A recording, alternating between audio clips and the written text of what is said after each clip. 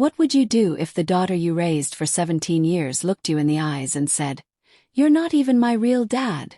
That moment didn't just break me, it woke me up. My name is Marcus Shaw. I'm 46 years old now. This all unfolded just a few months ago, but the roots of this betrayal reach back nearly 2 decades. Back when I thought I had everything a man could ever want. 17 years ago, I was 29 and newly married to a woman named Vanessa. We had met at a mid-sized publishing firm in Milwaukee. I was handling digital marketing campaigns, and she worked in human resources. Vanessa had this effortless charm. Smart, witty, radiant. She could make you feel like the most important person in the room without even trying. I was drawn to her like gravity. We got married after just under a year of dating.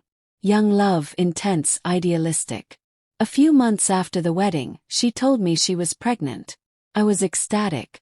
I danced like an idiot around our small apartment, promised her I'd be the best father in the world. We named our daughter Hannah. And from the moment she was born, she became my reason for everything. First steps, first words, nightmares at 3 a.m., scraped knees. I was there. Every milestone, every tear, every laugh. I lived and breathed fatherhood.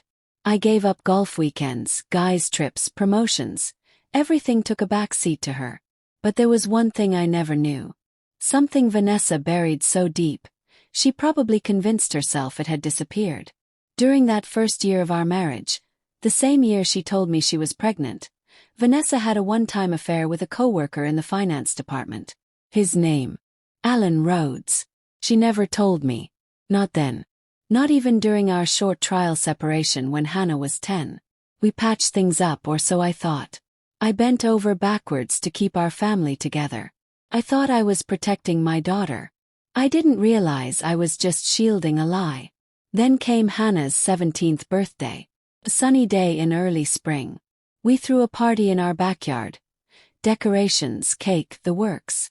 She had just been accepted to the University of Wisconsin-Madison. I had skipped vacations, worked overtime, and scrimped every spare dollar into her college fund. That day was supposed to be a celebration of everything I had worked for as a father.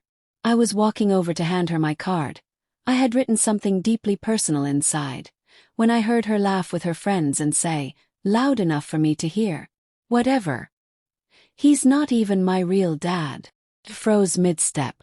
She turned, met my gaze, and in a voice as sharp as glass said, "Alan is. Mom told me. You're not even my biological father." Time stopped. Everything around me, the party chatter, the music, the laughter, just faded. My body felt numb. I just stood there, card in hand, feeling like a ghost at my own funeral. Vanessa didn't say a word. She stood nearby, pale and tight-lipped, looking anywhere but at me.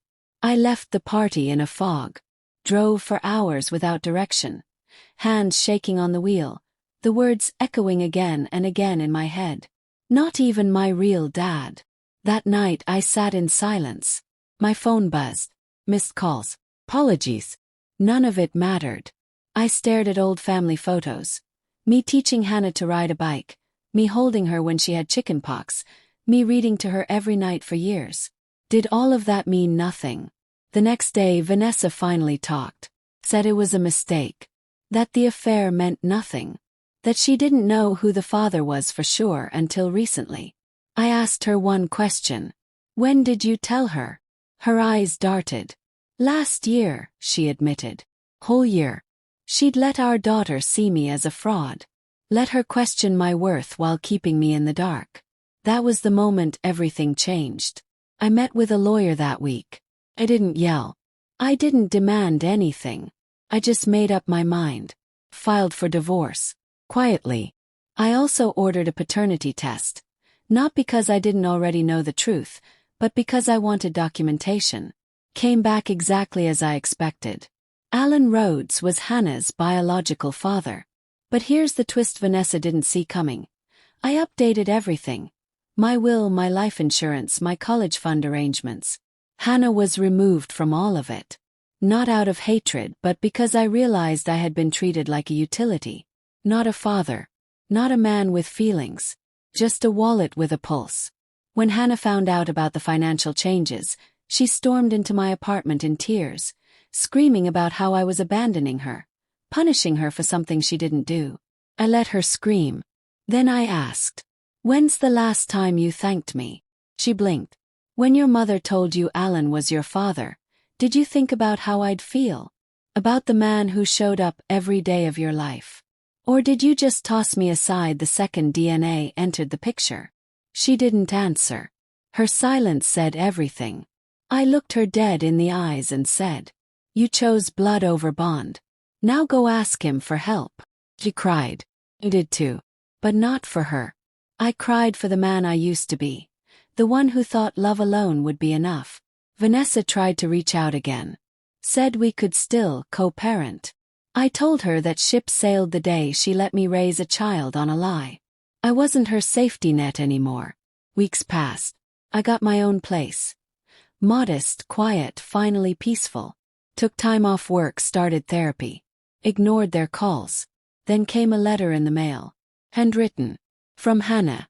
She said she was sorry. That she never meant to hurt me. That Vanessa had told her during a fight and made me sound like I'd reject her if I found out the truth. That she was scared, so she pushed me away first. She said she missed me. That I'd always be her dad in her heart. I wanted to believe her. But then another envelope came, registered mail. Vanessa was suing me for spousal support. After everything. She said she gave up career opportunities to build our life together. Said I was the primary earner and owed her. I laughed. Then I cried. Then I called my lawyer. I told him I wanted to go to court. I wanted it on public record. The trial wasn't long, but it was brutal. I submitted the paternity results. We subpoenaed emails from Vanessa's old company. And those emails. They buried her. Casual birthday notes to Alan. One saying, "Hannah's eyes look more like yours every year." My lawyer eviscerated her on the stand. The judge ruled in my favor. Denied her claim. Rebuked her in open court. But the damage had already been done. Not to me, I was finally healing. The damage was to the life she'd tried to maintain. 2 months later, I was sipping coffee at a local spot when a man approached. "Marcus." I looked up. "I'm Alan Rhodes," he said nervously. "I didn't know about Hannah. Vanessa showed up at my office last week. With her. Told me it was time I stepped up." He looked shaken. "I told her I'd think about it. But I'm not ready. I don't know her. And I'm not sure I believe Vanessa." I just nodded and left. Because it was clear. Vanessa was trying to rebuild the same lie. Just with a new man. Just using a different face. A few weeks later, a message came from Hannah. "He doesn't want anything to do with me." I thought he'd care. I didn't respond right away. But when I did, I wrote, "Now you understand. I loved you when I had no obligation to. I showed up even when it was hard. But when it mattered most, you threw that love away. DNA doesn't make someone a parent. Love does. And you chose differently." She hasn't replied since. It's been 8 months. Vanessa lost her job after word of the court proceedings spread. Alan blocked her after she threatened him with a paternity lawsuit. Hannah deferred her college admission. I heard she moved in with a friend. As for me, I spent 2 months in Italy. Learned how to cook pasta from scratch. I started writing again. I met someone new. Her name's Elise. She knows my story, all of it. Her little boy is 5. I don't know what the future holds, but I finally feel free. And one thing's certain. I will never again be manipulated by guilt or buried beneath someone else's secrets. Because the day Hannah mocked me with, "He's not even my real dad," was the day I realized love, when unappreciated, must be protected. And now finally mine is.